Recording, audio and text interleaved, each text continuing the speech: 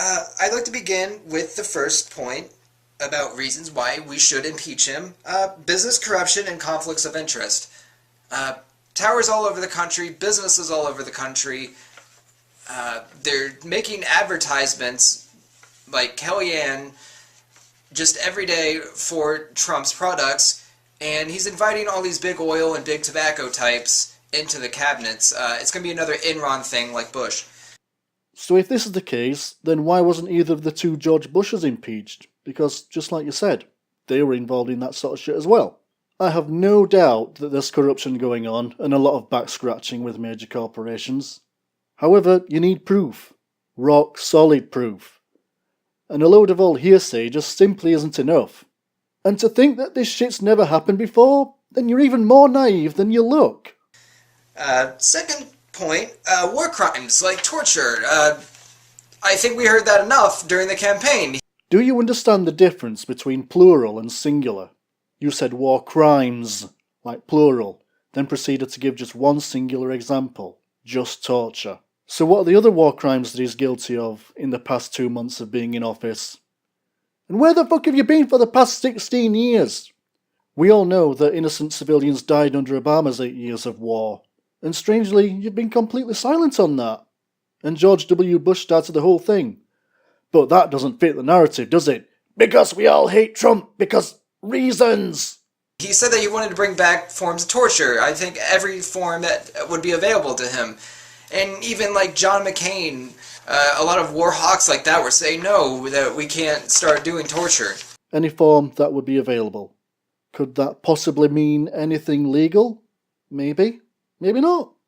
In all likelihood, it probably did mean illegal shit. But in all fairness, under the right circumstances, I'm all for torture. Not to get a confession of guilt so they can get a conviction.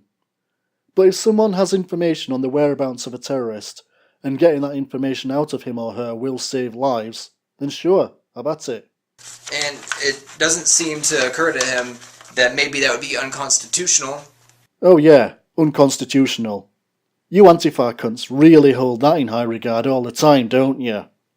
Of course it's not constitutional, and it never has been all the time it's been used under every single president previously. But if it sometimes gets the job done, then so be it. And he wants to keep Guantanamo going. That's insane. Oh yeah, the place that Obama promised to close, but never did. Sure, carry on. Next point, killing the environment. Just like Justin Trudeau, who is a neoliberal puppet, whereas Trump is just a full-on fascist. The only fascist I see right now is you, trying to get someone arrested for ideas and views different to your own. They seem both dead set on putting out different pipelines everywhere. We have the Dakota Pixel pipeline, and we have a lot of things up in Western Canada, and I don't know. I thought that we had this one. I thought we had it blocked, but I don't know. I think we got a little too complacent, and now they're burning down camps. For some insane reason, you people seem to think that this has all been done under Trump. Again, in case you haven't noticed, Trump has only been in office for 2 months. 2 months! Who was in power before that? Oh yeah, Obama. When did they first apply to build the pipeline? December 2014. That's over 2 years ago. It was finally approved on the 25th of January 2016. Why did Obama not have the plans rejected back then? Ask yourself that. Don't you think that it's a little bit suspicious that the then president only signed the order to have the construction halted after the elections? After Clinton lost? Does that not ring any alarm bells within your tiny little mind? It's the most blatant bait and switch I've ever seen. Obama knew for a fact that Trump would make an executive order to reinstate the pipeline construction, trying desperately to make himself look like a hero during his last month in office and Trump to be the villain.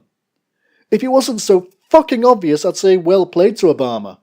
And they're gonna push for it.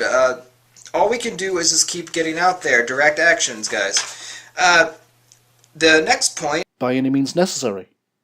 God, I hope you don't mean anything illegal. Or, God forbid, unconstitutional. point is the renewed sexual assault allegations. Everybody thought that a lot of these were fake, and since they disappeared after the election was over, that's not true. They are fake. Otherwise someone would have come forward by now with actual evidence. Basically, the press decided it was a boring story to keep continuing going. I don't think any of these allegations have been proven otherwise, and you're talking about Trump, a guy who said grab her by the pussy.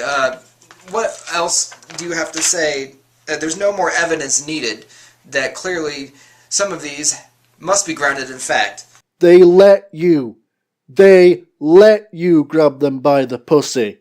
English, motherfucker, do you understand it? If someone lets you grab them by the pussy, it's not sexual harassment, because they let you do it. You fucking retard! But that seems lost on a lot of the mainstream press and a lot of the establishment Democrats and Republicans. That word fact just does not seem to matter to them. Lost on the mainstream media? What fucking rock do you live under? The mainstream press talked about nothing else for days when it was first released. They brought it up every fucking opportunity they could. Just face it, bitches like rich old men. And if they're gonna buy them nice shit, then they're going to let said old men grab them by the pussy. The next point is sharing confidential information with kids. Sharing confidential material. As Tildia would say, citation needed. High-level meetings with Ivanka Trump. Ivanka Trump is 35, you fucking pleb. And I'm pretty sure Donald Trump Jr., Donald Trump Jr. is even older at 39. You dumb fucking cumstain!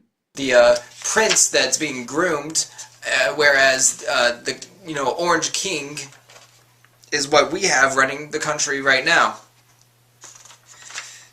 And God forbid that we get somebody like Mike Pence in if he gets impeached. I think we probably have to get both of them at the same time. Or you can just accept that you've got at least 4 years of this. But I really hope it's 8. The next grounds for impeachment are pirating music. Now, this is a far-fetched one for some people. They're going to think this one's a little crazy. However, he talks a lot about how Barron Trump is really good with computers, that whole line. I think that if Barron Trump were ever busted for anything, like pirating music or software or whatever, that's federal law, and who would be responsible for that? The parents would be, and I think that could be a way that we could get Trump, because violation of the federal law. Oh, for fuck's sake, now you're just clutching at straws. Seriously? Do you really think the son of a billionaire would ever need to download pirated material? Good luck with this impeachment. You're gonna fucking need it. The next point is colluding with a foreign power. That's considered treason. Please. Citation needed. Wouldn't Clinton be guilty of this, since she accepted millions of dollars from Saudi Arabia for her campaign? According to the rules of this country, and Russia. Does that ring a bell to anybody? No, not really. We're still waiting for any proof either way on who leaked these damning emails by Clinton. But no, according to you, the ones who revealed the truth should be put in jail. Yet the ones guilty of federal crimes should walk free. You disgusting hypocrite! Attacking freedom of religion. How? Has he made any executive orders on certain religions to no longer be practiced? That is in violation of the First Amendment. Yes, the First Amendment. Fuck off!